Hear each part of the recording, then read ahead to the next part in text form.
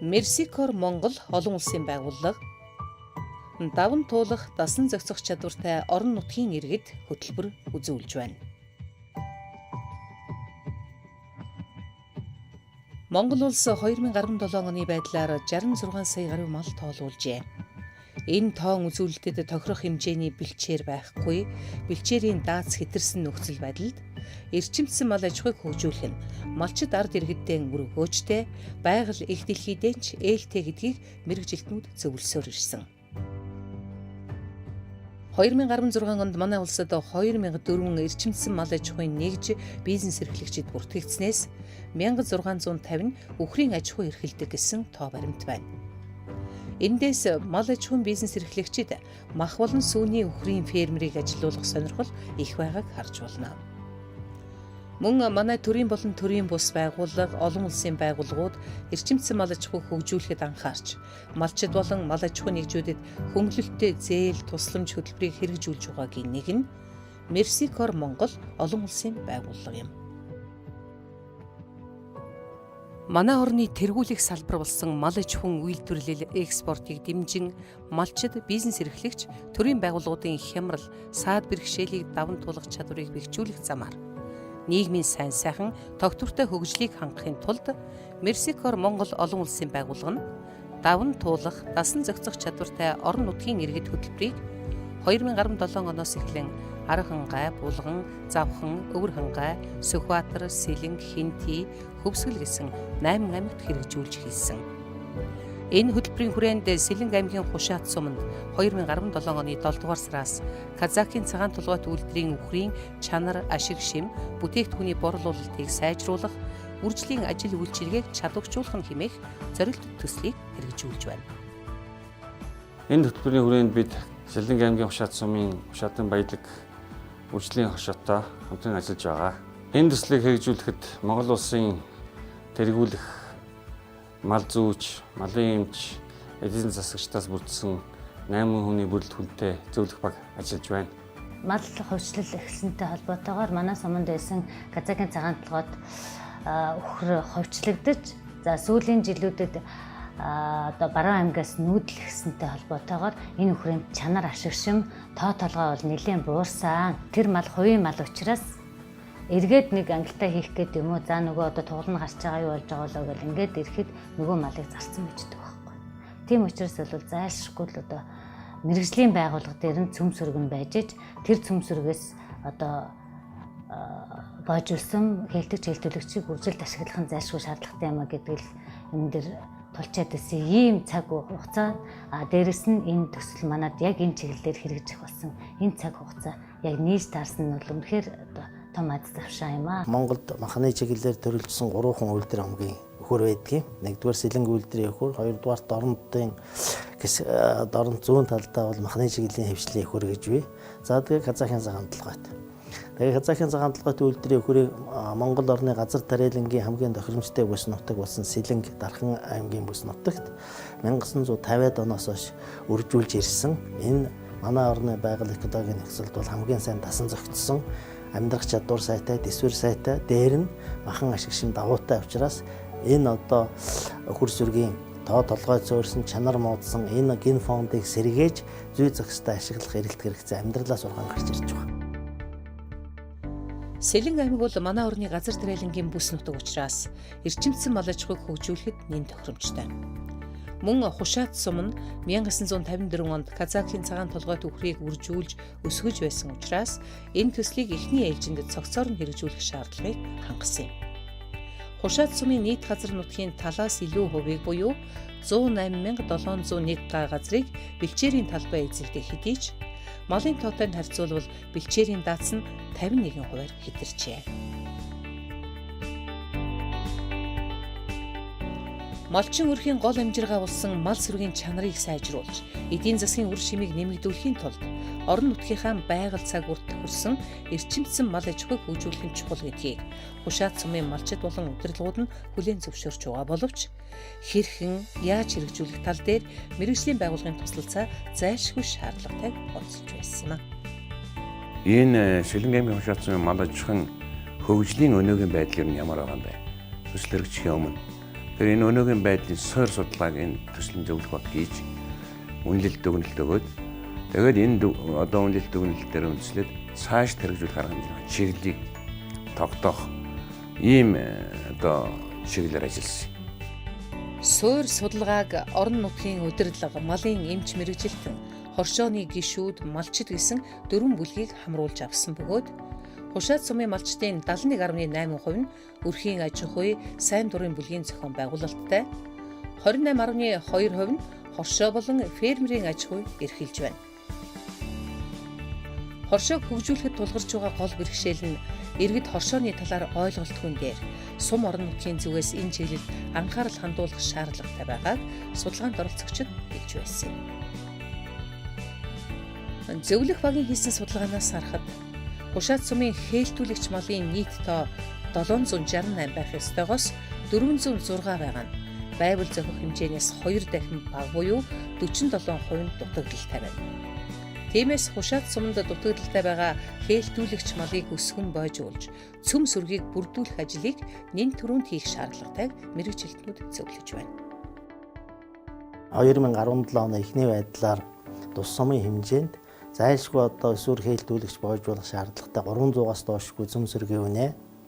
За 500-аас доошгүй цөм сүргийн эм хонь. За мөн 330-аас доошгүй цөм сүргийн эм яма шаардлагатай байгаа. Тэгэд энийг одоо яг тухайн үйлдвэр омгийн ашигчмын чиглэлд тохирсон их малаар бүрдүүлээд тэндээсээ жил болгон нөгөөд үржилд ашиглах хээлтүүлэгчийг өсвөр хээлтүүлэгчээр нөхөх ажлыг бүрдүүлснээр тэгээд энэ үйл ажиллагааг малчтайг бүх хээлтүүлэгчийг тэр хоршоонд орон төвлөрүүлээд мэрэгжлийн байгууллагын гарт авч ажилласнараа мал сүргийн чанар сайжрах, нөхөн үйлдвэрлэл хэвийн хэмжээнд явагдах ийм одоо нөхцөл бүрдэх ёстой. Суур судалгааны дараа хийсэн 2 дахь чухал ажил бол сумын хээлтүүлэгч малыг цөм, үржлийн хэрэгцээний сүрэг гэж ангилсан явдал. Энэ ангилалтаар сумын нийт 109 бухын 8.2% нь, ангилалтанд хамрагдсан 64 бухны 14% нь Казакийн цагаан толгойт үйлдвэрийн стандартын шаардлага хангаж байна. Эдгээр бухыг сайн ашиглаж чадвал жилд 15-аас 18 бухан баруй бойжуулах боломжтой юм. Ингэснээр дутагдж байгаа хээлтүүлэгч бухын 60%-ийг сумаас авч, үлдсэн 40%-ийг гаднаас авах шаардлагатай болж байна. Альч үйлдвэр омгийн малын чанар сайжруулна гэдэг бол хээлтүүлэгч малаас шууд шалтгаалдаг. Өөрөөр хэлбэл эцэг мал сүргийн талтай тэнцдэг гэж үздэг. Казахын цагаан толгойт үйлдвэрийн үхрийн стандарт шаардлага баримтлах гэх юм бол эндээс үржлийн цөм сүрэгт үхэр авах боломж байхгүй болцсон байна. Тийм учраас бид нэр Казахын цагаан толгойт үйлдвэрийн үхрийн 2 дугаар ангийн шаардлагыг харгалзсан үхрийг сонгож авч энэ цөм сүргийг бүрдүүлэх юм арга хэмжээг агуулсан. Энэ ажлын хүрээнд бид нар одоо нэг 400-аас дээш килограмм амьдын жинтэй үхрийг нь үржлийн цөм сүрэгт авъя гэж тооцож ажиллаад 250 үхэр үнэ сонгож авлаа.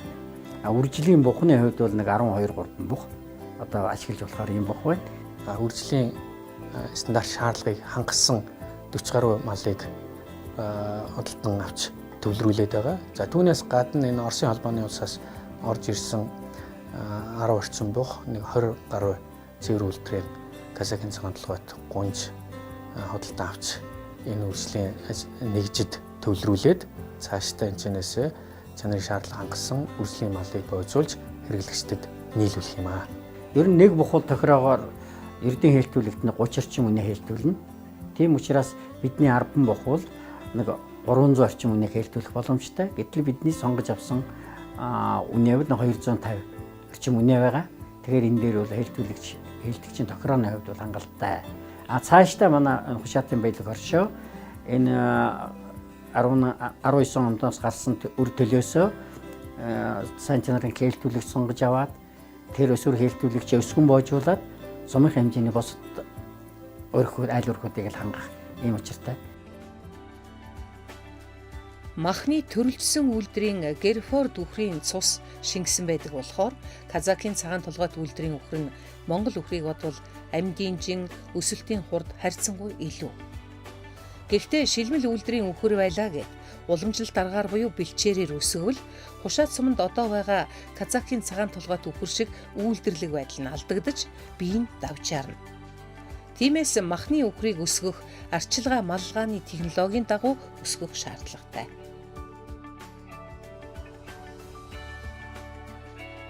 Үүний тулд тугалыг төрсний дараа 6-аас 8 сар эхлээр бойжуулах буюу эхийн сүг хөхүүлнэ. 6-аас 8 сартай тугалын гуй, хонгоны болон нурууны зураа мах задарч хөгждөг биологийн үе учраас энэ үед нь өсгөн бойжуулах тэжээлд оруулна. Өвөл нэмэгдэл тэжээлээр бойжуулсны дараа хавар 100 отроор тархлуулна.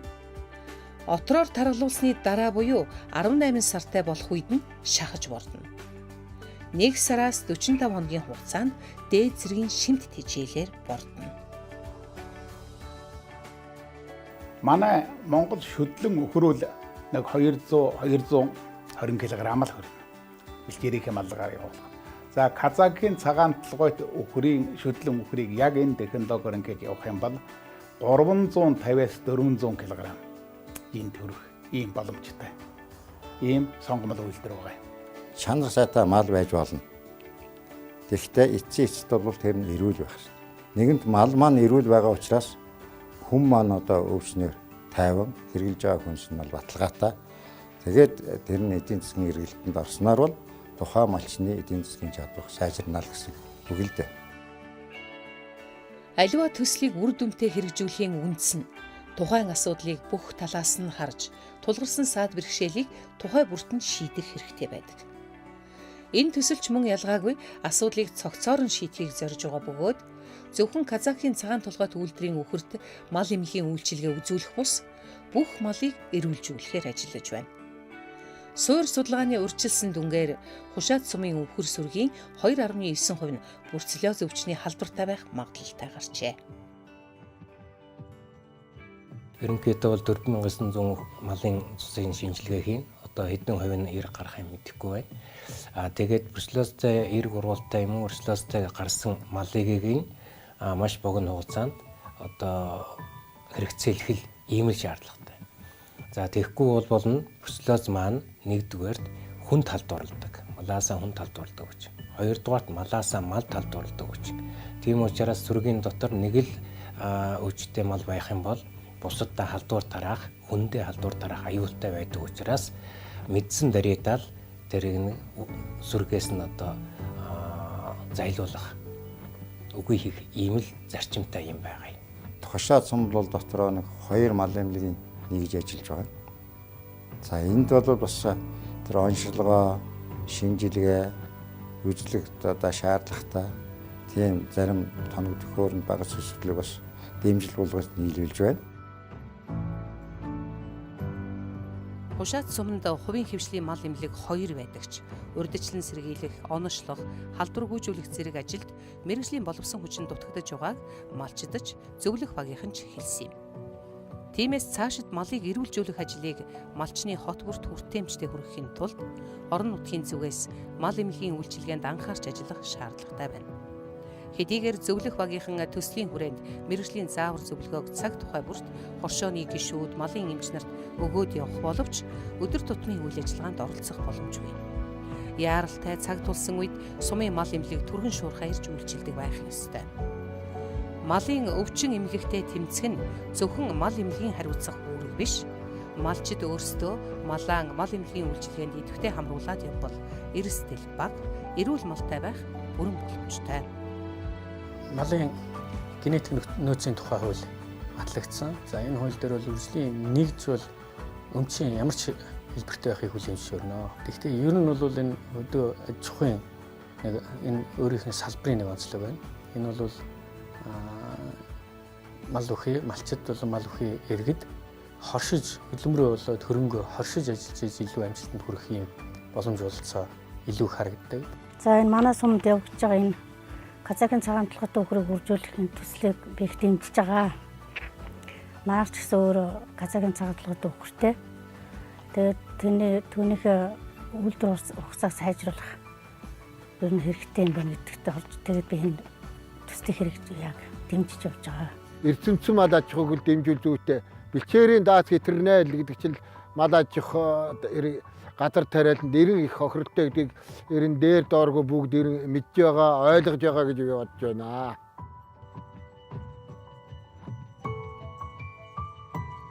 Төслийг хамтран гүйцэтгэхээр сонгогдсон Хушаатын баялаг хоршоо нь 2012 онд 9 хүний бүрэлдэхүүнтэй байгуулагдаж 92 гишүүнтэй болсон хэдий ч одоогоор идэвхтэй 20-од гишүүн л үлдэжээ.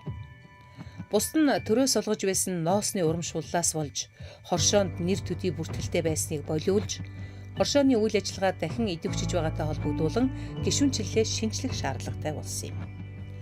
Хоршоог түшиглэн төслийг хэрэгжүүлэх учраас зөвлөх багийнхан мэргэжлийн заавар зөвлөгөөг малчдад таниулж төслийн үр шимийг зөвхөн хоршоо биш сум орон нутгаараа хүртэх боломжтойг сурталчиллаа. Энэ төслийн хүрээнд манай хоршоонд нийтдээ 200 гаруй сая төгрөгийн бодит хөрөнгө оруулах өгөөд одоогийн байдлаар 33 тугуултай үнэ, офисын зориулттай байшин, багш төхөөрөмжний хийж бүрдэл авч өгöd байна. Сая хоршооныхоо хурлаар ярилцаад дүрмдээ шинжилэлт оруулж цаашид ажиллах төлөвлөгөөгөө батлан ажиллаж байна. Энэ төслийн хүрээнд бид нар 100-аас доошгүй үнэтэй үржлийн цөм сүрэгтэй болж үлдэх учраас төсөл дууссан ч гэсэн цааш үргэлжлүүлээд аваад явах итгэл дүүрэн байна. Энэ төслийн үр өгөөж нь одоо манай хошаа зүүн дээр байгаа нийт малчтын маань хот болгонд үлдэх одоо өндөр ашиг шим болж үлдэнэ гэдэгт. Хоёрдугаарт нь бол сум орон нутаг буюу бүс нутгаа одоо хангах хэмжээний тэр махны чиглэлийн өхрийн одоо хээл төлөвч болон хээлтгчээр хангах одоо боломж болцоо бүрж байгаа маш том ач холбогдолтой. Мэдээж хэрэг одоо нэг малаас авдаг байсан ашиг шимийг нэмэгдүүлж 3 малаас авдгийг одоо 1-2 малаас авдаг болгох жишээтэй ингэж одоо ач холбогдлыг нэмэгдүүлж байгаа бол манай малчтууд нэг цаашдаа өргөжлөлт авах бүрэн боломжтой. Тэгээ энэ хугацаанд бол нөгөө сургууль сурчлага, зааварчилгаа дээр нь бол өргөжлүүлээ төслийн багийн хийж үүсгэсэн ажлыг цааш нь бол Хушаатын баялаг хоршоо өргөжлүүлээд аваа явах учраас энэ дээр бол орон нутгатаа бол бүрэн цаашаа хэрэгжих боломжтой гэж харагдаж байгаа. Мерсикор Монгол олон улсын байгууллагаас төслийг санхүүжүүлж зөвлөх багийнхан мэргэжлийн сургалт арга зүйн заавар өгч Хушаатын баялаг хоршоо Казакийн цагаан толгойд үйлдвэрийн үхрийг өсгөн боожуулах ажлыг хариуцаж сум орон нутгийн зүгээс шаардлагатай дэмжлэгийг үзүүлэхээр харилцан тохиролцож санамж жүжигт гарын үсэг зурлаа. Цаасан дээр бичсэн ажил цаашид хэрэгжихэд тулгарч болзошгүй бэрхшээл бас бий. Махны төрөлдсөн үйлдвэрийн үхрийг өсгөх технологиг дээр дурдсан. Тэгвэл технологийн дагуу өсгөхөд тэжээлийн тухай дурдахгүй өнгөрч болохгүй. Шилэн аймгийн иргэдийн хурлын тэргүүлэгчдээс удаа дараа гаргаж байгаа малаж хүн талаар гаргаж байгаа гол бодлогын баримтчиг бол Шилэн аймагт ерөөсөө газар тариалангаа түшиглээд эрчимсэн малаж хүн хөгжүүлэх ийм бодлого байгаа. Өөрөөр үржлийн ажил амжилттай явагдсан хэдий ч тухайн малын арчилгаа, маллага, тэжээлгийн технологи зөрчигдөх юм бол бас бид нар хангалттай хэмжээний мах үйлдвэрлэх юм боломж байхгүй. Ингээд зэрэг тэр өсгөн боожуул, чиглэлтэй өсгөн боожуулах, бордох гэх мэтлэн энэ технологийн үйл ажиллагаанд тэжээлийн хэрэгцээ зайлшгүй хэрэгцээтэй байгаа.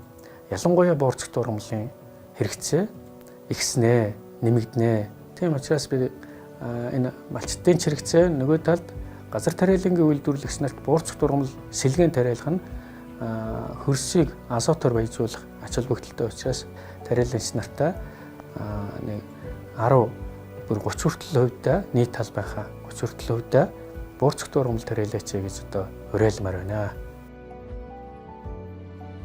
Зөвлөх багийнхны хийсэн судалгаанаас харахад сүүлийн жилүүдэд Хушаат сумын нутгийн 5.2 мянган гаад улаан буудай тариалж мөн тэр орчим талбайг өрншилж 100 гаад төмс хүнсний ногоо тариалсан байна.